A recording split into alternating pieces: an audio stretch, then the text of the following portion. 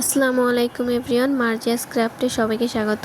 আজকে আমার ফ্রেন্ডের জন্য একটা হেয়ার ব্যান্ড বানাবো। আমি এরকম একটা আগে বানিয়েছিলাম, সেটা দেখে ওর খুব পছন্দ হয়েছে, তো ওরে আমি এরকম আরেকটা বানাই দিব। এখানে আমি কিছু স্টোন ব্যবহার করেছি। বেগুনি কালার একটা কাপড়, তার উপরে লাল কালারের স্টোন দিয়েছি। আর এই স্টোনগুলো আঠা দিয়ে লাগাতে হয় খুবই সাবধানে, কারণ একটুখানি নষ্ট হয়ে গেলে পুরো কাজটাই নষ্ট হয়ে যায় একেবারে।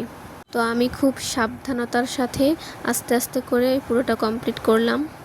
এবার এটার মধ্যে রাবার ভরতে হবে।